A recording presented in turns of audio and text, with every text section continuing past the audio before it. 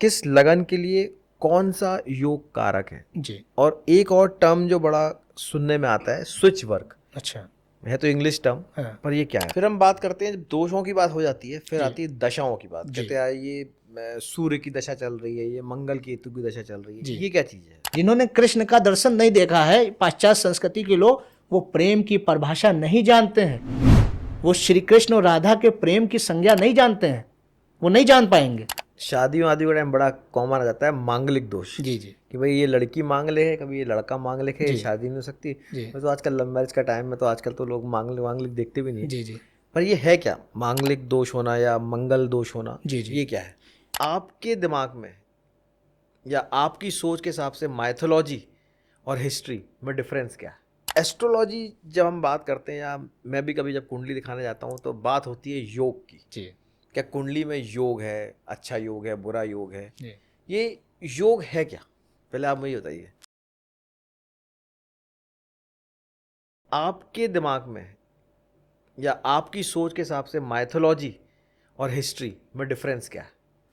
देखिए, हम जब भी इतिहास की बात करें या मैथोलॉजी की बात करें, हमें ये देखना पड़ेगा कि जो इतिहास के बारे में वर्णन कर रहा है या जो मैथोलॉजी कॉन्सेप्ट की जो एडवाइस दे रहा है, या मतलब उसका समझ लीजिए ब्रीफिंग कर रहा है, क्या वास्तव में उसने कोई शोध किया है?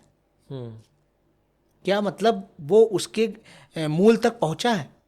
आप हमारी सनातन संस्कृति, हमारे वेदों या हमारे रामायण कालीन दृश्यों की, या जो हमारे महाभारत कालीन जो संस्कार, जो संस्कृति, जो मतलब जितनी भी चीज़ें हैं, जब आप उनकी बात करेंगे तो वो चीज़ें रियलिस्टिक हैं, क्योंकि जो संस्कार हैं वो ही मतलब दर्शा देते हैं कि व्यक्ति भूतकाल में कैसा रहा होगा, वर्तमान में चीज़ें कैसी हो रही हैं। अब आप जैसे हमारी सनातन संस्कृति के बगैर जो भी संस्कृति की आप बात कर रहे हैं, आप ये निश्चित जान लीजिए, जो सनातन है वो श्रेष्ठ है, वो सत्य है और वो शाश्वत है।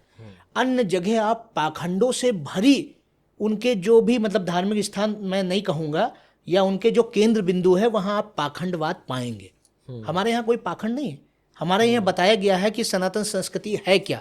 हमारे यहाँ रामायण कालीन जो दृश्य बताए गए हैं, आज जब आप मैथोलॉजी की बात कर रहे हैं, आप जब हिस्ट्री की बात कर रहे हैं, हिस्ट्री के मैं एक छोटा सा बिंदु आपको बता रहा हूँ कि जैसे कोई चीज़ जब समझ लीजिए विभ्रंश हो गई है, जब कोई सभ्यता किसी का मतलब कालखंड के कारण या किसी कृत्य के कारण जब वो नहीं रह गई है, आज हमारे राम मंदिर पर भी प्रश्न उठा, नहीं था, उसके अवशेष थे लेकिन वो जागृत नहीं था।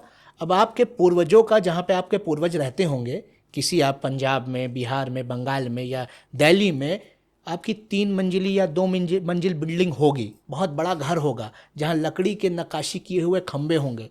आने वाली जो दूसरी पीढ़ी होगी, अगर आप उससे कहेंगे कि यहाँ पे मेरे पूर्वजों का बहुत बड़ा मकान था, और दिल्ली जैसे शहर में मतलब समझ लीजिए प्रदेश में हमारे पास समझ लीजिए 1 बीघे का मकान था, और जहाँ पे ये बाग था, बगीचा था, यहाँ पे लकड़ी के बड़े बड़े खंबे लगे थे, वो भी उस बात को कल्पना ही मानेंगे। वो मतलब वास्तविकता नहीं मानेंगे। सही कह रहे हैं, क्योंकि वो उनको दर्शित नहीं हो रहा है ना। वो हमारे रामायण कालीन जो कर्म है, वो राम का दर्शन, वो राम का चरित्र नहीं दर्शित हो रहा है किसी को। राम का चरित्र क्या था? अपनी सौतेली माता या अपने पिता को जो उनकी माता ने वचन दिया था, उसके कारण उसको निभाने के लिए अपने सुख ऐशो आराम, अपना राजपाट सब त्याग के 14 वर्ष के लिए बन गए थे। 14 वर्ष के लिए, 4 दिन के लिए नहीं जाएगा कोई। एसी एयर कंडीशन की जो एक एटमॉस्फेयर है उसको छोड़ के 4 दिन अगर धूप में रहने को नहीं मिलेगा आप कह देंगे कि माता का इलाज यहाँ से हो जाएगा, सगी माता का, ऐसा नहीं है। उस राम के गुण को भी आत्मसात करने वाले, उनके दर्शन को भी आत्मसात करने वाले लोग हैं। लेकिन जो नहीं मान रहा है वो नहीं जाएगा। जिन्होंने राम का दर्शन नहीं देखा वो नहीं जाएगा। जिन्होंने कृष्ण का दर्शन नहीं देखा है, पाश्चात्य संस्कृति के लोग, वो प्रेम की परिभाषा नहीं जानते हैं। वो श्री कृष्ण और राधा के प्रेम की संज्ञा नहीं जानते हैं, वो नहीं जान पाएंगे, बात ही नहीं कर पाएंगे इस पे।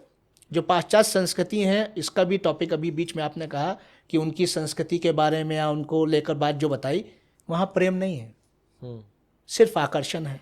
आकर्षण कुछ समय का होता है। हमारे यहाँ शाश्वत प्रेम की, हमारे यहाँ शाश्वत धर्म की हर जगह परिभाषा है। युगों युगों में बताया गया है कि धर्म क्या है, प्रेम क्या है, सनातन क्या है, ये बताया गया है। तो इसलिए मैं मान के चलता हूँ कि आज जो हमारा आपका विचार लोगों तक पहुँच रहा है, तो मैं यही चाहता हूँ कि उसमें थोड़ा समय जी के देखिए। वो जीवन अमूल्य हो जाएगा, वो जीवन अमिट हो जाएगा। और जब आप उस राह पे चलेंगे तो ये निश्चित जान लीजिए कि आप संतुष्ट जीवन जिएंगे, एक निर्भय जीवन जिएंगे। भय आपके हृदय से समाप्त हो जाएगा जब आप धर्म को धारण कर लेंगे, जब आप ऐसे दर्शन देख लेंगे जो चाहे वो हमारे महाभारत कालीन हो, रामायण कालीन हो, या हमारे पूर्व कुछ समय के।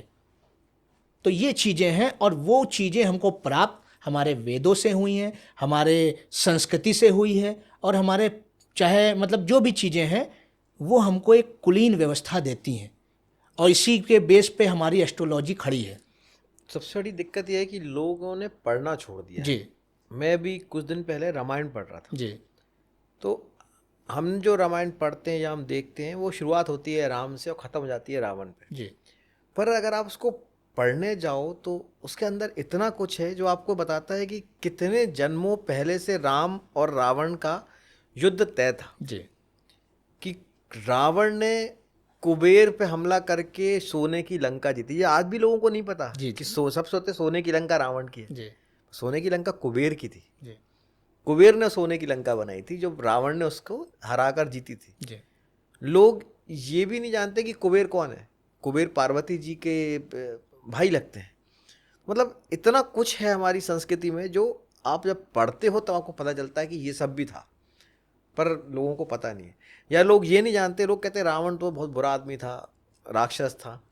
पर रावण और रावण का जो भाई कुंभकर्ण, वो अपने पूर्व जन्म में शंकर भगवान के सिपे सलार कह लीजिए आप, या उनकी भगवान विष्णु के। हाँ भगवान विष्णु के यहाँ वो उनको देखा करते थे। मतलब उनकी सिपे सलार तरीके से उनको श्राप दिया गया, इसलिए फिर वो असुर में तब्दील कई हुए। जन्म उनके हुए। तो इन जन्मों की जब कहानी पढ़ो तो आपको पता चलता है कि एक्चुअली सनातन है क्या। जी जी मैंने ऐसा नहीं है कि जो आपने कुछ भी लिख दिया कि राम रावण का युद्ध हो रहा है तो बस ऐसा ही हो गया। जी उसके पीछे बहुत कुछ कहानी है जो जुड़ जुड़ के उन जो कर्मों की बात जो मैं आपसे कर रहा था कि कैसे कैसे हर जन्म के कर्म जुड़ के वो एक रिजल्ट के रूप में सामने आए, और वो रिजल्ट भी इसलिए ताकि आने वाली जनरेशन को वो एक सीख दे सके। जी जी इसी चीज़ों को शायद मुझे ऐसा लगता है कि जो हमारे वेस्टर्न कल्चर हैं उन्होंने सोचा कि यार ये जो कहानियाँ बनाई गई हैं या जो कहानियाँ सुनाई जाती हैं इसलिए सुनाई जाती हैं कि आने वाली जनरेशन को ना कोई अच्छी बातें बताई जाए, जी ताकि वो अच्छी कोई सीख दे सकें। इसलिए कहानियाँ बना दी गई हैं, सच्चाई कुछ नहीं है।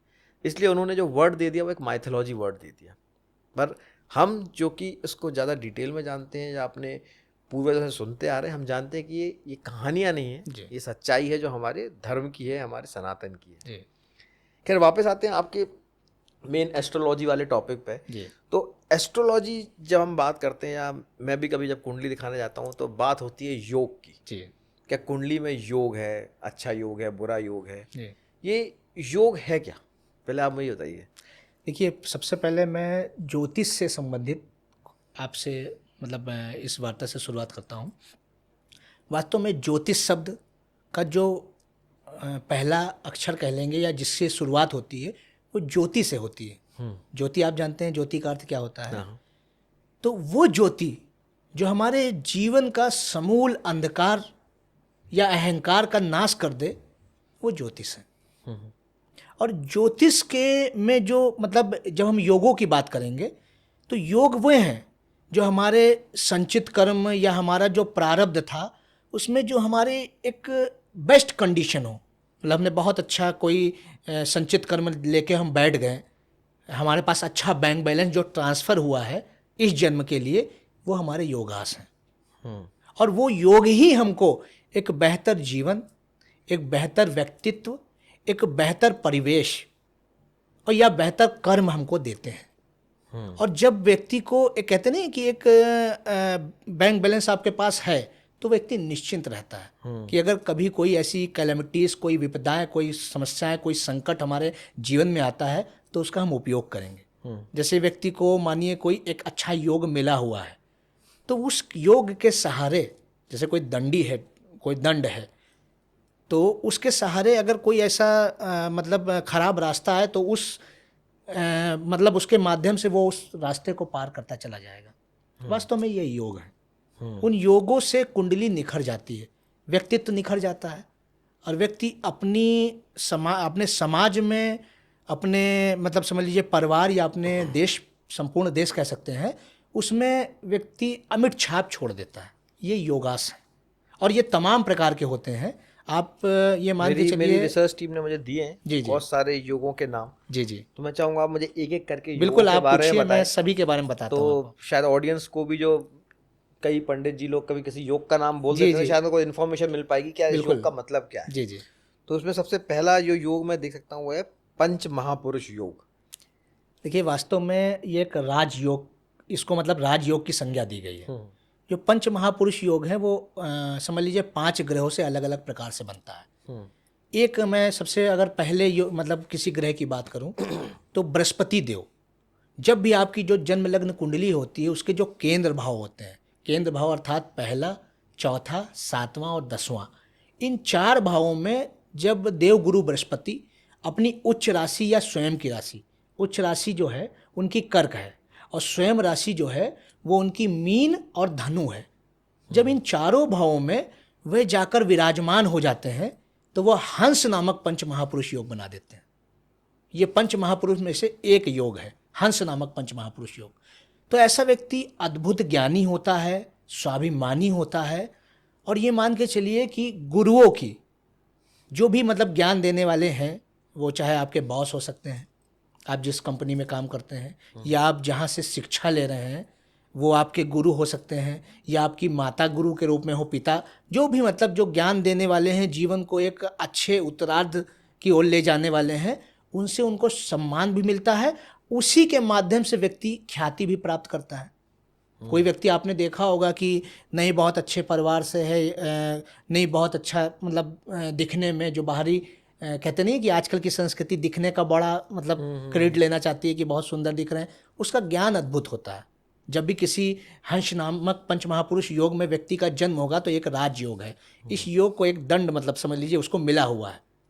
वो दंड मतलब वो दंड नहीं बात कर रहा हूँ मैं, जिसको एक जो धारण किया जाता था हमारी संस्कृति में, तो एक स्तंभ उसको मिला हुआ है, उसके माध्यम से वो अपना जीवन सरल, दंडी, तो उसके माध्यम से वो अपना जीवन सहज, सरल और ये मान के चलिए अद्भुत बना देता है। उसके माध्यम से वो ख्याति भी प्राप्त करता है।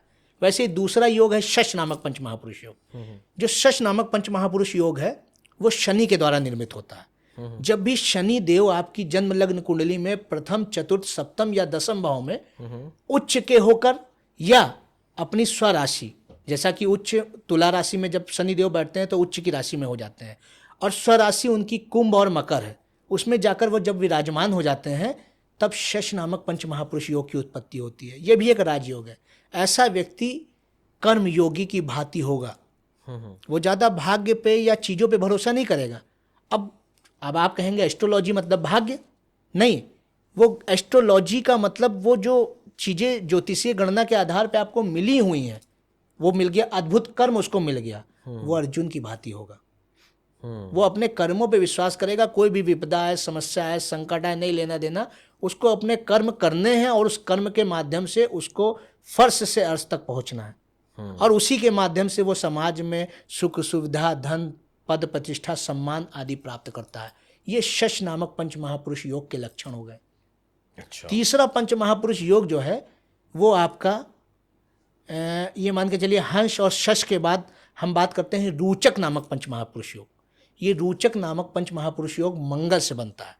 जब मंगल आपकी जन्म लग्न कुंडली के चारों केंद्र भाव अर्थात लग्न, चतुर्थ, सप्तम और 10वें में जाकर विराजमान होंगे अपने उच्च में अर्थात मकर राशि पे, या अपनी स्वराशि मेष और वृश्चिक, तब ये रोचक नामक पंच महापुरुष योग आपकी जन्म लग्न कुंडली में विराजमान होगा। ऐसे योग में जो जन्म लेते हैं जातक, जो भी जातक होंगे, रोचक नामक पंच महापुरुष योग उनकी कुंडली में होगा, आप देखेंगे उनका जो उत्साह होता है, साहस होता है, वो किसी भी व्यक्ति से अधिक होता है। अब आप एक नॉर्मल कुंडली के व्यक्ति को ले लीजिए, और कोई योग उसमें पड़ा हो उसको रहने दीजिए, आप एक रोचक नामक पंचमहापुरुष योग की कुंडली ले लीजिए। देखिए दोनों में उत्साह, साहस का अंतर होगा, उनके मतलब समझ लीजिए स्टेमिना में अंतर होगा। तमाम जो सेना में जाने वाले जातक हैं वो रोचक नामक पंचमहापुरुष योग लेके बैठे हैं, आप चेक कर लीजिएगा। ये हमारी एस्ट्रोलॉजी, जैसे हमारे आपके द्वारा बनाया हुआ विज्ञान जब ये प्रमाण की बात करता है, प्रमाण देता है, तो हमारी एस्ट्रोलॉजी भी दशाओं, महादशाओं, गोचर अवस्थाओं और योगों और दोषों के माध्यम से प्रमाण देती है। बस हमको देखना आना चाहिए, बस हमको पता होना चाहिए। जब उस विषय के बारे में हमको ज्ञात ही नहीं होगा तो हम उसके बारे में प्रिडिक्शन कर, हाँ कुछ लोग, कुछ मूर्ख हैं, अल्पज्ञानी हैं, जो उसके बारे में कह देते हैं, एस्ट्रोलॉजी पे सवाल उठा देते हैं, हमारी संस्कृति, हमारी सनातन विद्याओं पे, वेदों पे सवाल उठाते हैं। और अल्पज्ञानियों के लिए ही तो हम ये पॉडकास्ट कर रहे हैं, जो ये समझ सकें कि भाई इन योगों का अर्थ क्या है। नहीं, हमारा जो पॉडकास्ट सुनने वाले हैं वो तो परम ज्ञानी होंगे, परम ज्ञानी हो ही जाएंगे, तभी वो इंटरेस्ट मतलब समझ लीजिए इसमें लेंगे। बिल्कुल, अदरवाइज लोग वो रील्स देखना चाहते हैं जिसमें फेक मतलब चीजें बताई गई हैं। मैं तो ऑडियंस से ही कहना चाहता हूँ, आज हम जो पॉडकास्ट कर रहे हैं, हम चाहते हैं कि आप इनके बारे में सीखें जी, समझें, ताकि तभी आप भी उसका ज्ञान प्राप्त कर सकें। जी, हमारा भी उद्देश्य यही है। उद्देश्य यही है कि हम आपको जितना हो सके उतना ज्ञान दे सकें इसके आज। तो 3 पंच महापुरुष योग मैंने आपको बताया। हाँ। चौथा जो है वो भद्र नामक पंच महापुरुष योग है। तो भद्र नामक पंच महापुरुष योग जब भी आपकी कुंडली में पड़ेगा तो बुध देव आपके केंद्र भाव में उच्च के होके विराजमान होंगे या अपनी राशि पे होंगे।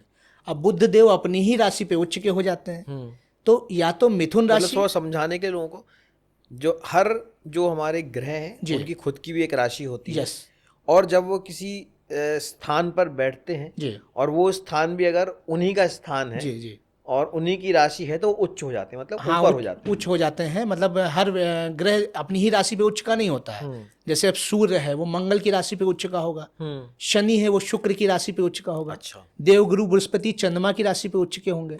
तो वैसे सब ग्रह के अपनी अपनी चीजें हैं।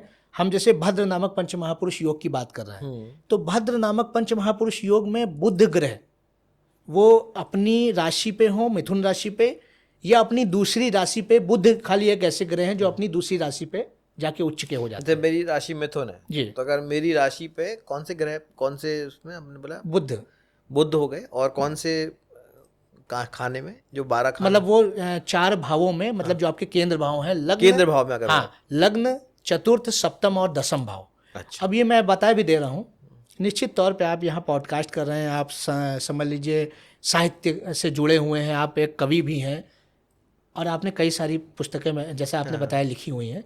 आपके बुध या तो स्वग्रही हैं या तो उच्च के हैं। आप अपनी कुंडली चेक कराइएगा, अभी आपसे कराऊंगा, आप चेक करा लीजिएगा। ये समझ लीजिए ये बिल्कुल निश्चित है, जब तक कि आपको बुध अच्छी अवस्था में नहीं मिलेंगे तब तक कि ये योग निर्मित नहीं होगा। तो जैसा कि देखिए बुद्धि पे हम लोगों की सारी चर्चाएं हो रही हैं, तो बुध भद्र नामक पंच महापुरुष योग ऐसे ही बनता है जब बुध उच्च के हों या स्वराशि पे हों, केंद्र भाव में, लग्न, चतुर्थ और सप्तम या दसम। तो ऐसा व्यक्ति वाणी का विजेता होता है। बहुत से प्रवक्ता आपने देखे होंगे जो बहुत मतलब ग्रो कर जाते हैं, समाज में नाम कमा लेते हैं, प्रतिष्ठित हो जाते हैं। उनका ये निश्चित जान लीजिए कि वो बुध ग्रह बहुत अच्छी पोजीशन में है, या कोई ऐसा ग्रह उसको देख रहा है जो उनको एक अद्भुत ज्ञान और वाणी का अधिकारी बना रहा है। तो एक भद्र नामक पंच महापुरुष योग में जन्मा व्यक्ति वाणी का अच्छा अधिकारी होगा, वाणी का विजेता होगा। अपने वाणी के माध्यम से, साहित्य के माध्यम से, अपने लेखन कार्यों के माध्यम से, तर्कशील बुद्धि के माध्यम से वो व्यक्ति समाज में मान सम्मान, धन, पद, प्रतिष्ठा की प्राप्ति करेगा। ये 4 योग मैंने आपको बता दिए। जो 5वां योग है वो सबसे ज़्यादा इम्पोर्टेंट कह लीजिए, या सभी मतलब अपनी अपनी जगह श्रेष्ठ हैं। वो है मालव्य नामक पंच महापुरुष योग, जिसकी आज जो आप एज बता रहे हैं इसमें सबको ज़रूरत है आज के समय के, आज के दौर पे।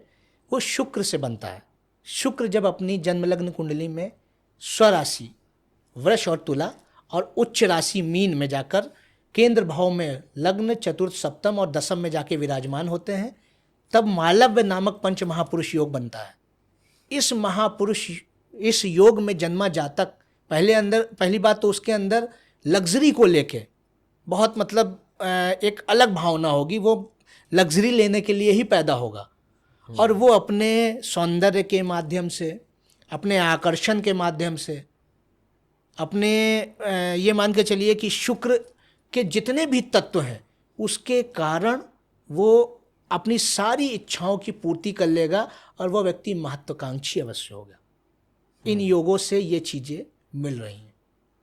ये एक ये सारे हो गए मैंने पंच पंच महापुरुष में योग में ये पांच पांच महापुरुष योग हैं जो कि राजयोग की संज्ञा जिनको दी जाती है। अच्छा, फिर एक अलग से राजयोग भी होता है जिसमें आपका, जो मैं अगर पढ़ पा रहा हूँ तो जो आपके योग कारक जो होते हैं जो उसमें वो राजयोग के अंदर ही आते हैं ना। हाँ, तो देखिए तो वो अलग है इनसे। जी, तमाम प्रकार के राजयोग हैं। जैसे आप जिस राजयोग की बात कर रहे हैं कई प्रकार के हैं। जैसे कि अब मान के चलिए गज केसरी भी एक राजयोग है। जैसे मैंने पंच महापुरुष योग बताया वो भी एक राजयोग है। और एक राजयोग मतलब बहुत समझ लीजिए महत्वपूर्ण होता है जो आपकी लग्न है। लग्न आप समझते होंगे, जो प्रथम भाव में जो राशि होती है वही लग्न होती है आपकी। तो जो लग्न है आपकी, उस लग्न का जो योग कारक ग्रह होता है वो या तो उच्च का हो या तो स्वराशि में हो। उच्च का मतलब क्या होता है? मतलब उच्च का मतलब वो एक फेवरेट पोजीशन, फेवरेट पोजीशन का उच्च कहते हैं। अब जैसे चंद्रमा जो है वो शुक्र, भाई चंद्रमा भी एक समझ लीजिए ऐश्वर्य या एक सौंदर्य या मतलब आकर्षण का ग्रह है, और शुक्र भी। तो शुक्र की प्रथम राशि पे जब जाके विराजमान होता है तो उसका मेल बिल्कुल अच्छा खाता है कि अब मैं बहुत मौज में हूँ। यहाँ पे वो फुल मतलब समझ लीजिए एंजॉयमेंट में या फुल सेटिस्फाई होता है। तो वहाँ पे कौशल और कैटरीना कैफ एक साथ आ गए मतलब। हाँ, कह सकते हैं आप कि जो है वहाँ पे वो उच्च का हो गया। वैसे ही जैसे शुक्र है तो शुक्र भी चूंकि राक्षसों के गुरु हैं शुक्राचार्य, वो देवताओं के गुरु के राशि पे जाके उच्च के हो जाते हैं। वैसे सूर्य है, राजा है। अब राजा जो है कहाँ पे कंफर्ट में होगा? वो अपने सेनापति के साथ, मतलब मंगल के साथ। उत्साह जिसके पास है, जिसके पास अद्भुत साहस है, राजा को क्या चाहिए? राजा के बगल में जो बैठा हो तो वो साहसी हो, वीर हो। तो मंगल को इसकी संज्ञा दी गई है। तो वो मंगल की प्रथम राशि मेष राशि पे जाके सूर्य उच्च के हो जाते हैं। ये वास्तव में उच्च और नीच होने का कारण है। अच्छा। वैसे नीच होने के भी कारण है अपने अपने, कि जैसे बृहस्पति है वो मकर राशि में जाके नीच के हो जाते हैं। अब बृहस्पति की जो स्वराशि है वो है धनु, और धनु से जो द्वितीय भाव है वो जो है मकर राशि है। तो जब भी बृहस्पति देव हैं उनको धन से क्या लेना देना? बृहस्पति ज्ञान के समझ लीजिए कारक हैं जी। तो उनको ये है कि चीज़ें उनको मतलब ज्ञान से संबंधित चीज़ें अच्छी लगती हैं। तो जब धन की बात आती है तो वो नीच के हो जाते हैं कि नहीं, मुझे धन से क्या लेना देना, मेरे लिए तो ज्ञान सर्वोपरि है। ये हमारी एस्ट्रोलॉजी की कैलकुलेशन है, यह हमारे सूत्र हैं, यह हमारी इक्वेशन है। ये हमारे जो सुपर साइंटिस्ट हैं वो हमें दे के गए। तो मतलब हमारे जो वेदों में जो ऋषि मुनियों ने जो इतनी बड़ी बड़ी कैलकुलेशंस करी हैं, एक्चुअली ये सारा जो कैलकुलेशंस ही है, एक मैथमेटिक्स है जो हम इसको ज्योतिष विद्या कहते हैं। जी। इसी कड़ी में हम आगे बढ़ते हैं अगर, तो एक आपका आता है गज केसरी योग। जी। वैसे इसका नाम मैंने कम सुना है पर ये क्या है मतलब? नहीं, ये बहुत मतलब समझ लीजिए उत्तम योग है। अच्छा, ये भी उत्तम योग और राजयोग में मतलब? नहीं, राजयोग ये भी है। उत्तम योग का मतलब जैसे कहते नहीं कि बहुत अच्छा आदमी को एक अच्छी प्रतिभा, एक अच्छी मतलब ऑरा दे देता है।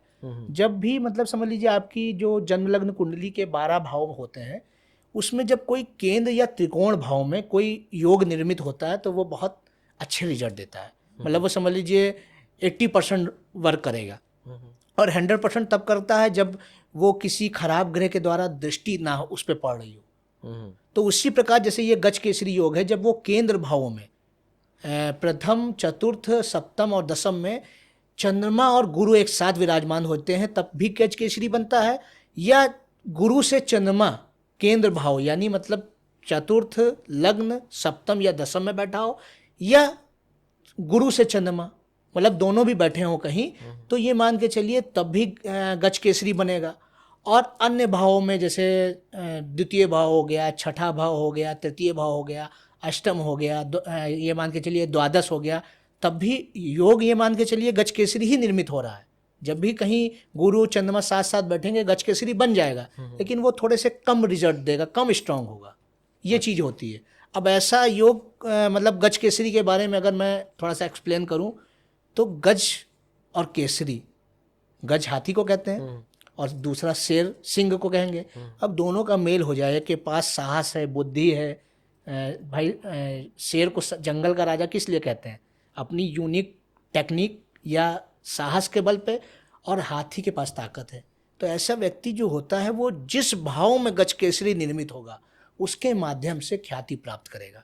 उसका एक अलग, समझ लीजिए बहुत से लोगों का तो बहुत अच्छा प्रभावी गजकेसरी है, अपनी ही राशि में पड़ा है या गुरु उच्च में बैठा है और चंद्रमा स्वग्रही है, तब भी उनके बहुत लोगों के आप देखेंगे कान भी बहुत मतलब गज कर्ण हो जाते हैं, मस्तक बड़ा हो जाता है। ये भी चीजें हैं। अब सोचिए योग के माध्यम से शरीर की बनावट, ये प्रमाण है। और ये विज्ञान नहीं है, ये महाविज्ञान है। महाविज्ञान है।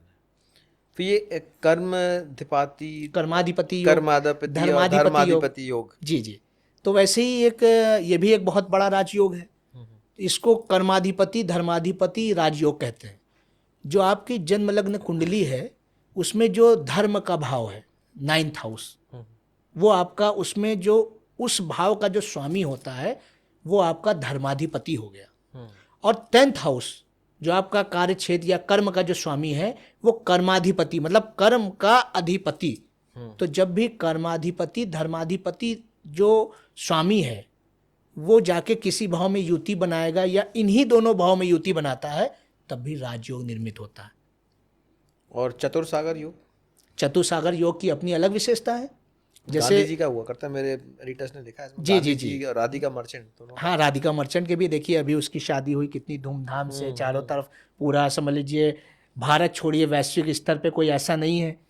अंबानी जी के जो मुकेश अंबानी उनका एक और बेटा है, एक और बहू है, ऐसा नहीं उसको भी लोग जानते हैं। लेकिन अब राधिका मर्चेंट को ही लोग ज्यादा क्यों जाने लगे, या आप कहें राधिका मर्चेंट अंबानी को ही लोग ज्यादा, चतुर्सागर योग है।